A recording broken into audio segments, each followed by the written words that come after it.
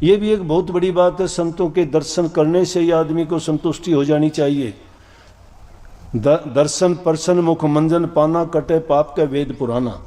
दर्शन करने से भी इंसान को बहुत फायदे मिलते हैं। इसीलिए कबीर साहब कहते हैं, दर्शन कीजिए संत के दिन में कई कई बार, आसो जा के मी की जो बहुत करें उपकार। कई बार नहीं कर सके तो एक बार कर ले, एक बार नहीं 2 दिन में कर ले, 2 दिन में नहीं हफ्ते में कर ले, हफ्ते में नहीं 15 दिन में कर ले, 15 दिन में नहीं महीने में कर ले। तेरे पाप कर्म कटते चले जाएंगे। लेकिन इससे ज़्यादा अगर टाइम लगा देगा तो समझ ले कि तूने काल को निमंत्रण दे दिया है, काल को बुलावा दे दिया। फिर जो तेरे कुछ पल्ले था सब कुछ भूल चूक हो चुकी है। फिर तेरे अच्छे गुणों पर पर्दे पड़ गए, धूल चढ़ गई है। फिर से तुझे भटकने का पूरा खतरा हो गया, रास्ते से भटक जाएगा। इसलिए ज़रूरी है कि जितना ज़्यादा सत्संग मिले, संतों का संग मिले, उनके वचन सुनने को मिले, दर्शन करने को मिले, तो इस जीव को ज़्यादा से ज़्यादा करने चाहिए। तो वो एक भगत जाता था रोज़ाना, थोड़ी देर के लिए बैठता, दर्शन करता, सत्संग शुरू होते ही थोड़ी देर के बाद में उठ के आ जाता। वो महात्मा रोज़ाना देखते, काफ़ी दिन तो देखते रहे, लेकिन फिर एक दिन पूछ लिया कि आखिर इसका कारण क्या है। ये दिखाई अच्छा देता है, आता बेचारा रोज़ाना है, सत्संग शुरू होने के बाद क्यों चला जाता है। एक दिन उसको कहने लगे, भगत एक बात बता भाई। बोले हाँ जी महाराज जी बोलो। कि तू सत्संग में रोज़ाना आता है, बड़ी अच्छी बात है, लेकिन तू थोड़े समय के बाद चला जाता है। बोला जी क्या बताऊँ, घर में मेरे माँ बाप हैं, पत्नी है, बच्चे छोटे हैं, मेरे जिम्मे उनकी सेवा भी है, माँ बाप की सेवा भी मैं बहुत करता हूँ। अच्छे विचार वाला था। महात्मा जी कहने लगे बहुत अच्छी बात है, हम भी ये बात सत्संगों में बताते हैं, सबसे पहले बताते हैं कि जो माँ बाप की सेवा करता है वो देवी देवताओं से भी बढ़कर है। पहले उन्हीं की पूजा करो, घर बैठे ही उनकी पूजा करते हो, सभी देवताओं को खुश कर लेते हो। जो उनको खुश कर लेता है समझो मालिक को खुश कर लिया। ये भक्ति का ये भी एक सच्चा रूप है। तो कहने लगा जी बस यही बात है, इसलिए मुझे उनकी सेवा करनी पड़ती है तो मैं आ जाता हूँ। बोले भाई देखो ज़रूरत तो होती है ना, उतना ही काम करना चाहिए, ठीक है, उनकी सेवा किया कर, अच्छी बात है, लेकिन सत्संग तो छोड़ के बीच में आना थोड़ा सा अच्छी बात नहीं ना, तुझे नुकसान होता है उससे। बोला जी क्या करूं, वो भी तो मेरा फ़र्ज़ है, मुझे उसके लिए आना पड़ता है। बोला कि अरे, बोला उनसे मुझे सब कुछ मिला है, उनके बिना ही तो मैं अगर रहूँगा तो मुझे कुछ भी नहीं मिलना। बोला वो तेरे नहीं है, तेरे काम आने वाला तो सत्संग ही है। बोला जी सत्संग तो है, फिर भी वो भी तो मेरे काम में। बोला उन्हें वो जितने काम मिला मेरे से बहुत प्यार करते हैं, मेरे से बहुत प्यार करते हैं, अगर नहीं करूं तो बहुत वो दुखी हो जाते हैं, एक पल के बिना उनको रहना मुश्किल होता है। बोले अच्छा चलो तो एक दिन एक बात तुझे दिखा दूं कि तेरे कितने प्यारे हैं वो और तेरे से कितना प्यार करते हैं। बोले कि हाँ जी। बोला चलो एक दिन तू यूँ करना कि बहाना बना के और तू लेट जाना और कहना मेरे पेट में दर्द है मुझे, और जब तेरे पास कोई भी डॉक्टर हकीम वैद्य शाना जिसको भी लेके आए कहना मेरा कोई इलाज नहीं हुआ, मुझे तो दर्द उससे भी ज़्यादा होता जा रहा है। महात्मा ने उसको ये बात पढ़ा के उसको भेज दिया। वो दिन निश्चित कर लिया, उस दिन में वो जाके घर में और उसने पूरा का पूरा बहाना भर लिया कि मुझे तो पेट में बहुत ज़ोर से दर्द है, प्राण निकलने को है, कुछ खाया पिया नहीं। पूरा उसने नाटक तैयार कर दिया। घर वाले भागे फिरे, उसके पिता, उसकी माँ, उसकी पत्नी, कहीं डॉक्टर को लाए, कहीं वैद्य को लाए, कहीं हकीम को लाए, दिखाया सबको। कहीं साधु सन्यासियों को कहा कि इसमें देखो कोई ओपरी छाया है कि कोई फेट होगी या कोई भूत या कोई दूसरी ऐसी शक्ति इसमें आ गई कि जिसके कारण इसकी ये हालत है। कि उसने पूरा प्रयास किया, लेकिन क्या हुआ, वो तो यूं का यूं रहा। कहने लगे मेरे प्राण निकलने वाले हैं। इतनी देर में महात्मा जी खुद आ गए। बोले अरे भगत को क्या बात है। कहने लगे महात्मा जी ये तो देखो आपके पास जाता था, आज इसकी तो ये हालत है। बस वो महात्मा का आना था और उसने कहते ही महात्मा ने भी उसका हाथ पकड़ के बोले कि भाई ओहो ये तो बस कुछ ही पलों का है, बस अब ये तो मरने ही वाला है, बच सकता है, इसका लिए इंतज़ाम मैं कर तो दूंगा, बच जाएगा, लेकिन उसका मुझे कुछ ना कुछ करना पड़ेगा। बोले जो फिर कब करोगे, करो, आपका तो सेवक है ये, करो इसके लिए। बोले क्या अच्छा एक पानी का लोटा लेके आओ। पानी का लोटा मंगवाया महात्मा ने। पानी का लोटा उन्होंने उसको थोड़ा पढ़ा, उसको पढ़ के और उससे पानी का लोटा उसके ऊपर से 2-3 बार घुमा के और कहने लगे अब ये थोड़ी देर के बाद में जिंदा तो हो जाएगा, लेकिन ये जिंदा तब होगा और मौत से बच जाएगा ये लेकिन इसे पानी जो पिएगा ये, उसके बदले में उसको मरना पड़ेगा। बोले अब ये आप में से कौन सा तैयार होगा ये देखो। उसके पिताजी से कहने लगे ये पानी आप पी लो, आपका बेटा जिंदा हो जाएगा। बोला जी मैं तो, फिर ये पत्नी है औरत है बेचारी अकेली रह जाएगी, इसका देखभाल कौन करेगा। बोला ये पानी मैं तो नहीं पी सकता। फिर उसकी पत्नी से कही, बोले जी आदमी तो फिर भी अपना कर लेता है, स्त्री जाति को बड़ा मुश्किल होती है। बोला मैं देखो पतिव्रता स्त्री हूँ, मैं तो इसकी सेवा के लिए ही तो शादी करवा के आई थी। अगर मैंने पानी पी लिया और मैं मगर मर गई तो ये बेचारा क्या करेगा, मुश्किल हो जाएगी। बोला मैं तो नहीं पीऊँगी।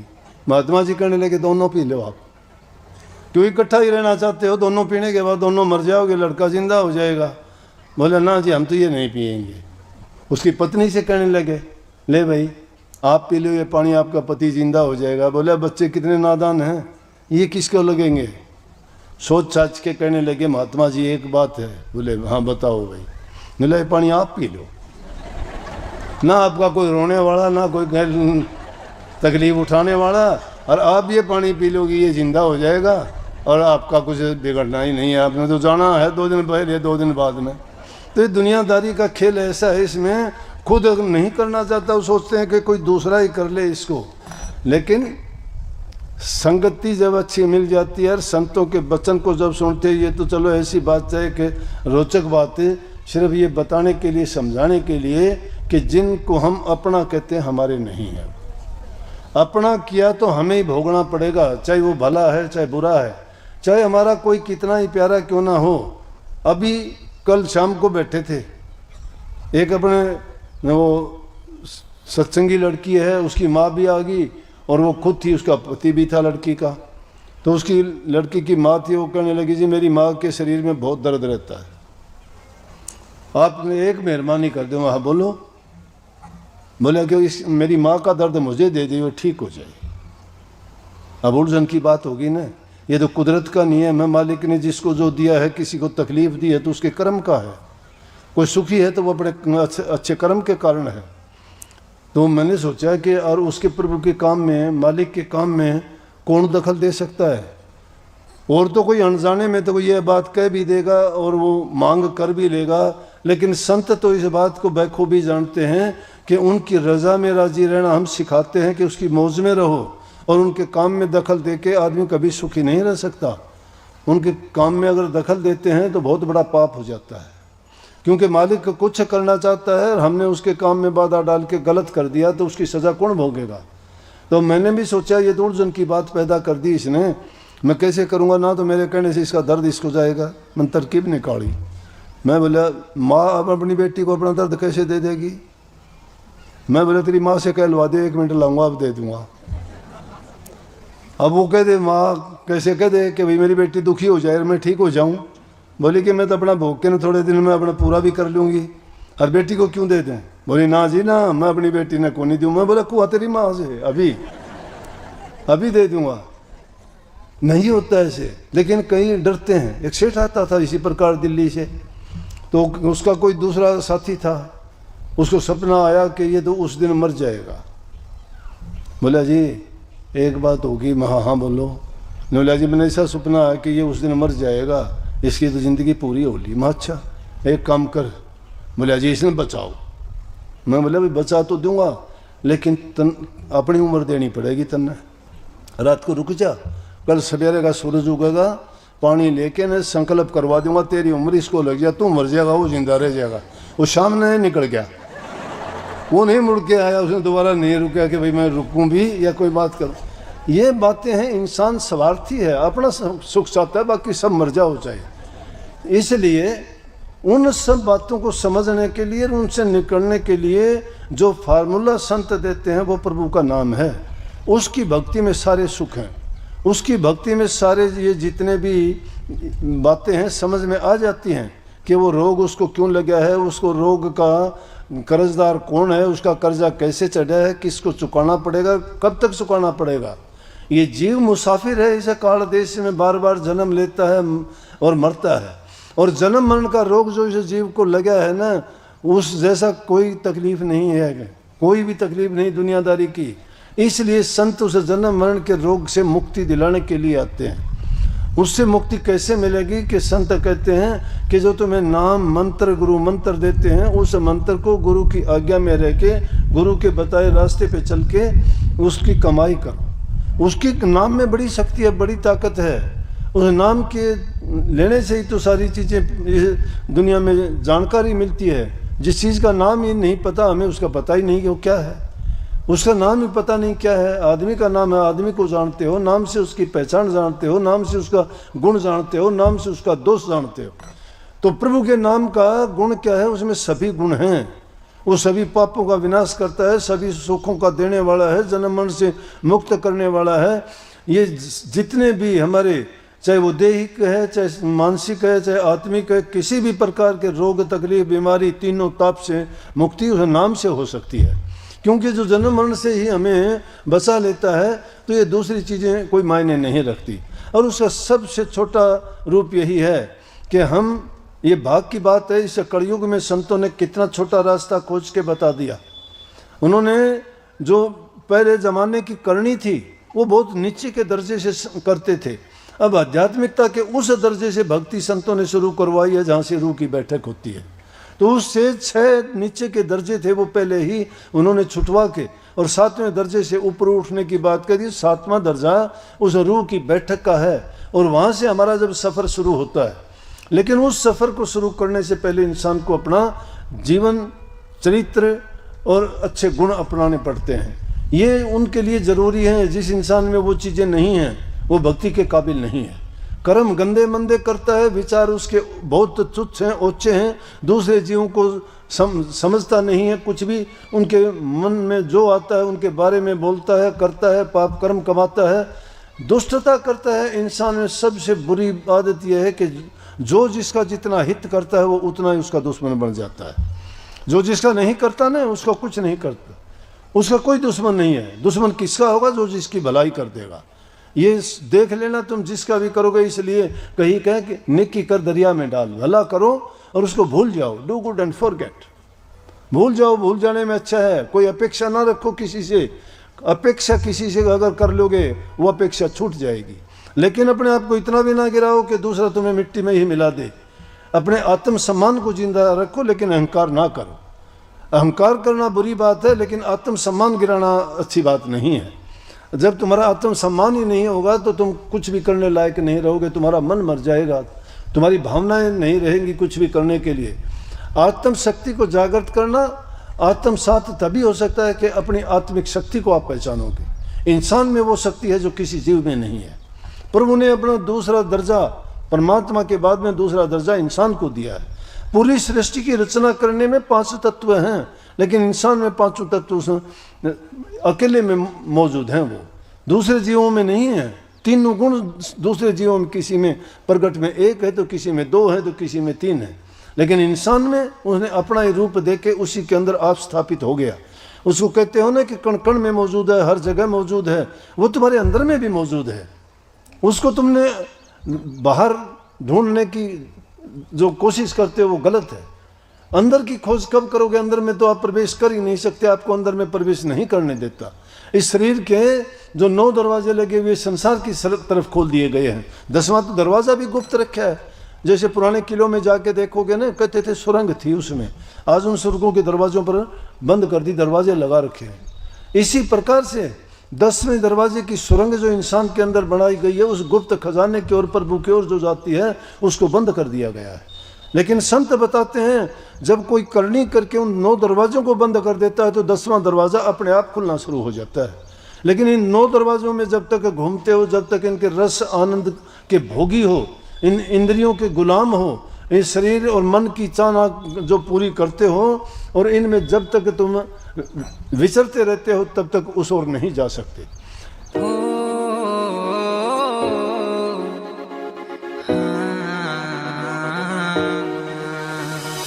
क्या मांगू मैं तुमसे सतगुरु, तुम हो अंतर्यामी जी। थारे दर्शन से चित प्रसन्न रहे मेरा मेरे स्वामी जी। क्या मांगू मैं तुमसे सतगुरु, तुम हो अंतर्यामी जी। थारे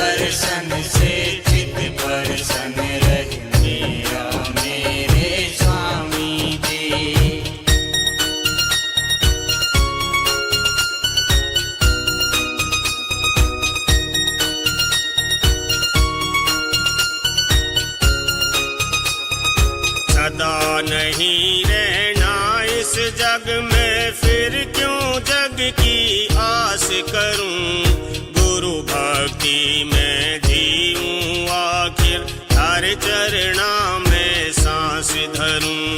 सदा नहीं इस जग में रहना, फिर क्यों जग की आस करूं, गुरु भक्ति में जीऊं आखिर, थारे चरणा में सांस धरूं। एक यो ही विश्वास भरूं मैं, कह कर राधा स्वामी जी, हर दर्शन से चित प्रसन्न रहे मेरा मेरे स्वामी जी। क्या मांगू मैं तुमसे सतगुरु, तुम हो अंतर्यामी जी, हर दर्शन से चित प्रसन्न रहे मेरा मेरे स्वामी जी।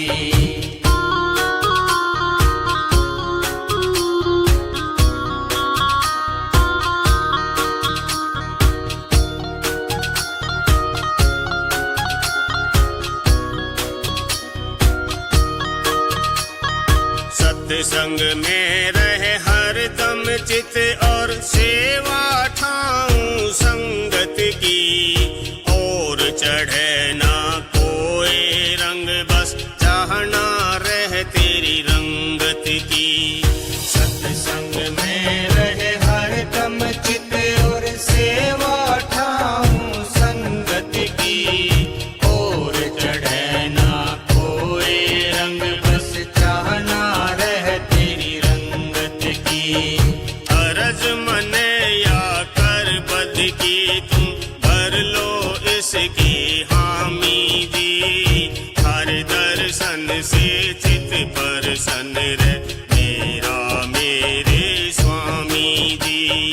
क्या मांगू मैं तुमसे सतगुरु, तुम हो अंतर्यामी जी, हर दर्शन से चित प्रसन्न रहे मेरा मेरे स्वामी जी।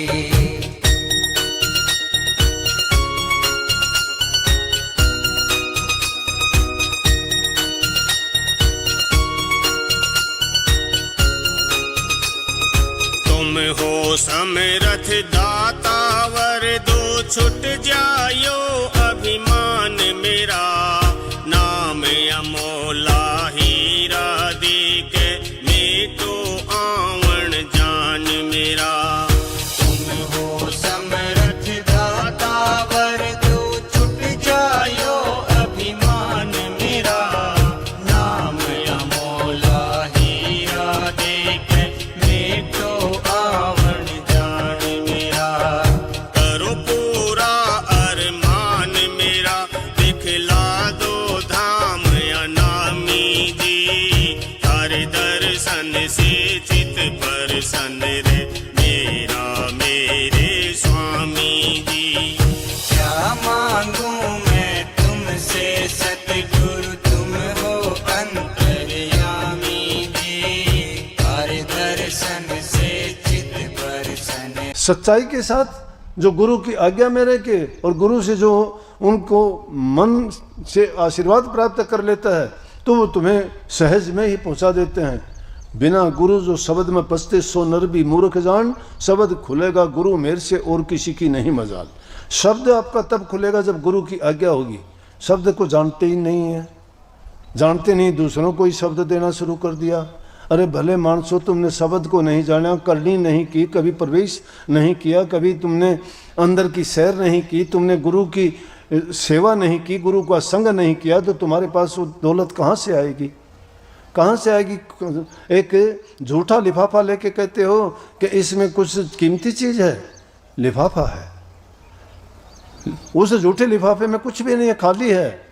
जब तक उसमें कुछ नहीं डालते, भक्ति रूपी दौलत कमाई करके डाली जाती है, जिसके लिए कड़ी मेहनत करनी पड़ती है, और उसके लिए सबसे पहला दर्जा नाम का सिमरण है। नाम का सिमरण करने में किसी का कोई कुछ नहीं लगता है, इसीलिए भक्ति के रास्ते को बहुत साधारण भी बता दिया। मैं कहता हूँ आप लोग गृहस्थी लोग नहीं उतना ध्यान दे सकते, नहीं ध्यान में बैठ सकते, मानता हूँ मैं, क्योंकि मैं भी गृहस्थी आदमी हूँ, मैं इन हालात से गुजरा हूँ, मैं भी संतान वाला हूँ, मुझे भी दुनियादारी की सभी चीज़ों का ज्ञान है, सब बातों में पढ़ा हूँ मैं भी, लेकिन यह है कि संतों का संग मैंने किया है, संतों ने मुझे वो दाव पेच सभी बताए हैं सतगुरु ने। वो सतगुरु की कृपा से ही मैं आपके सामने बोल पाता हूँ, नहीं मुझे क्या पता था। हमारी तो वो हालत थी, कोई ऊँट गाड़े में भी नहीं बैठाता, सतगुरु की कृपा हुई आज आकाश में उड़ते हैं। कैसे उड़ते? बिना गुरु की दया के हो सकता है कुछ?